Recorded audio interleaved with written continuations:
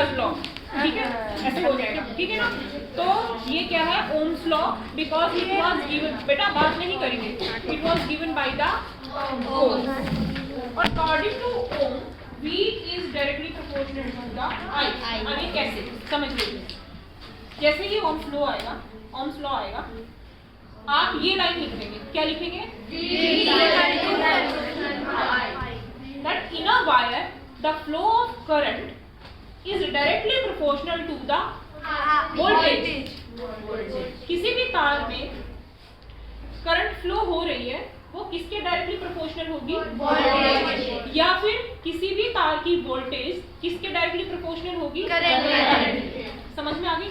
जैसे ही जैसे मैंने आपको कहा था, ये ना मैं फिर बोल रही हूँ, मैंने आपको ये कहा था कि आपको प्रेजेंटेशन आना चाहिए। तो जैसे ही ओम्स लॉ आए तो आपको ये देखना है, मेरे को नंबर इससे मिलेंगे, आपको ये लिख देना, थोड़ी बड़ी बात में चलती रहेगी। प्रोपोर्शनल का साइन हटा करके हम एक कांस्टेंट लगाते हैं, जिसे हम कहते हैं आर। आर का मतलब क्या होता है, रेजिस्टेंस। आर का मतलब V is equal to R I, लेकिन इसे हम लिखते कैसे हैं, आई आर। सारी किताबों में कैसे लिखा हुआ है, आई आर, ठीक है। एक मिनट सुनिए, अभी के अभी याद करेंगे। सबसे पहले ओम्स लॉ तो लिखना कैसे है, गिवन बाय द ओम्स।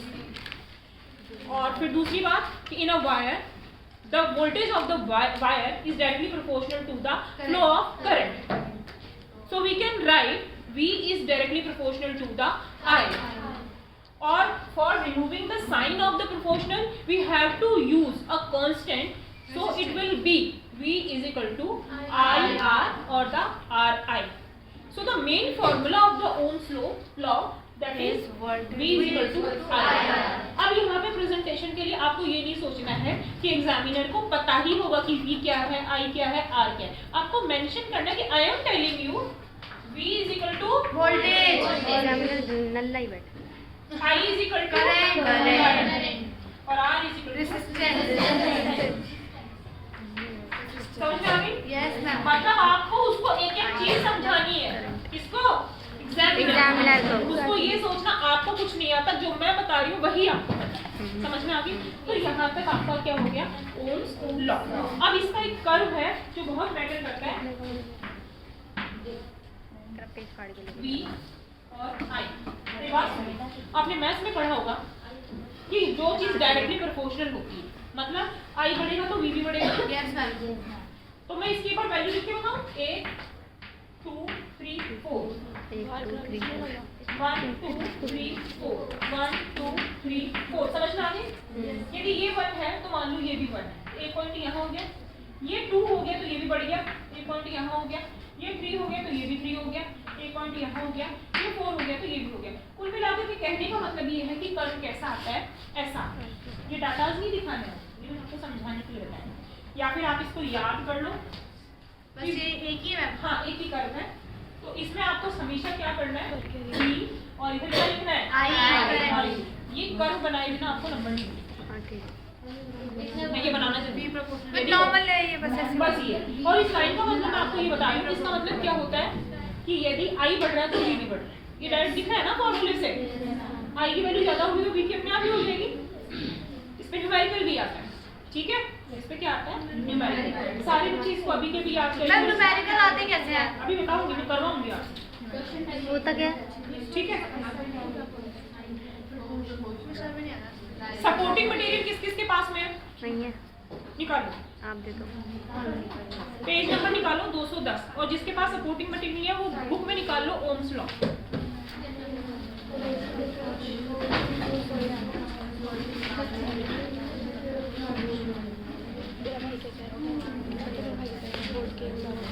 निकालिए।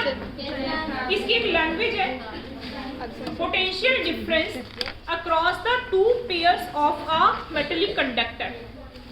ये दो मेटेलिक कंडक्टर हैं, उनके बीच का potential difference is directly proportional to the current. ये किसके डायरेक्टली प्रोपोर्शनल होगा, करंट के पासिंग थ्रू द सर्किट। किससे पास हो रही है, सर्किट से। बड़ा थोड़ी सी लैंग्वेज टफ है, जिसको लैंग्वेज याद नहीं हो तो आप नॉर्मल याद कर लेना कि in the wire the voltage of the wire is directly proportional to the passing current. ठीक है, डायरेक्टली ऐसे याद कर लेना, लेकिन फॉर्मूला ऑलवेज एंड ऑलवेज आपको क्या करना है, V is equal to I R. Formula आया कैसे कि V is directly proportional to I, और प्रोपोर्शनल का साइन हटाने के लिए हमने उसके ऊपर एक कांस्टेंट यूज किया R। तो V क्या है, वोल्टेज, I क्या है, करंट, और R क्या है, रेजिस्टेंस। और आपका जो कर्व आएगा वो कैसा आएगा, ऊपर V लगाना है, नीचे I लगाना है, और क्या आएगी, एक स्ट्रेट लाइन है, कैन सी। समझ में आ गई?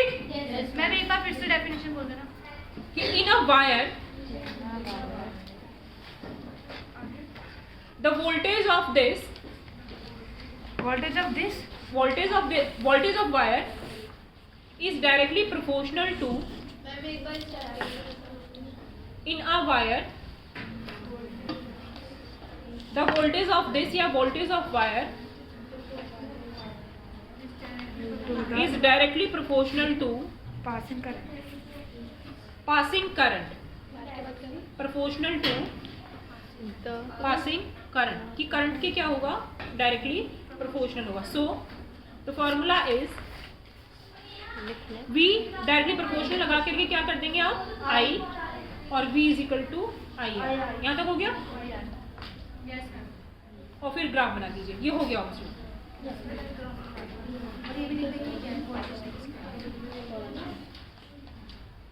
लिख दिया बेटा? दूसरा क्वेश्चन,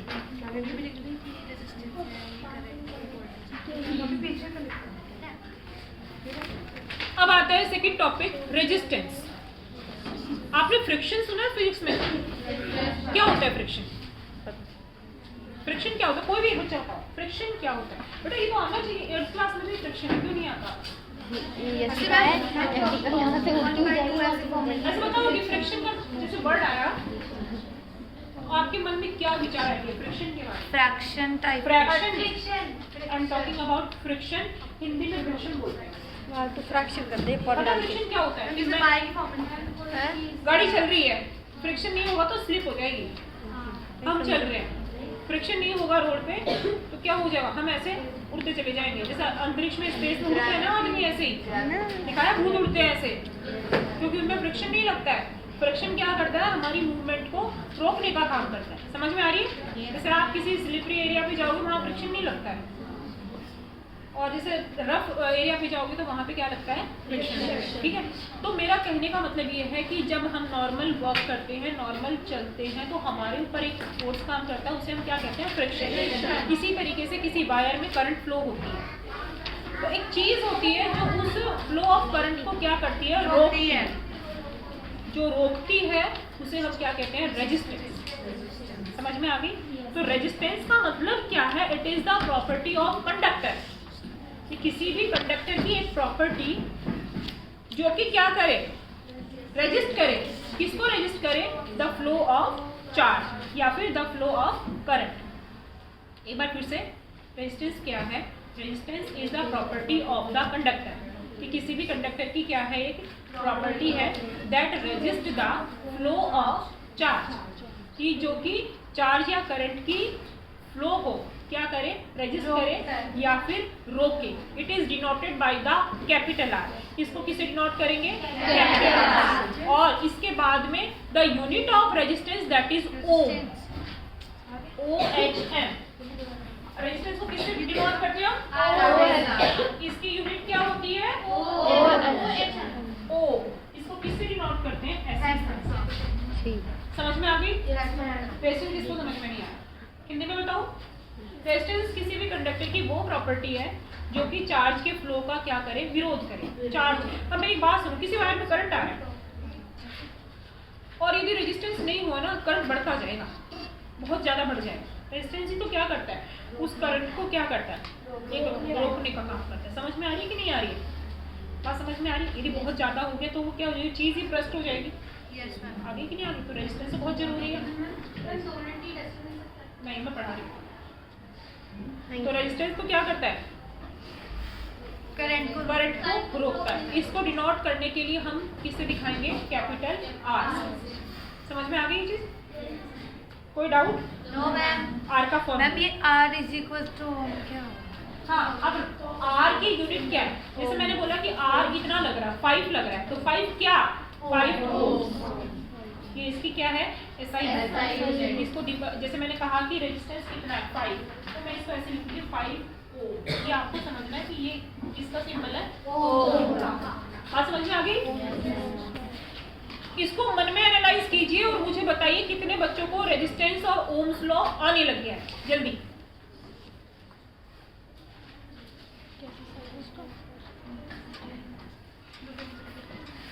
एक क्वेश्चन और आएगा और बहुत ही इंपॉर्टेंट आएगा, आगे चलो। कितने बच्चों को आने लग गया? लर्न तो मैं आपको करवा ही दूंगी, एक बार मैं वहां पहुंच जाऊं जहां मैं पहुंचना चाह रही हूँ, ठीक है? आगे करना। रेजिस्टेंस किस किस को आता है?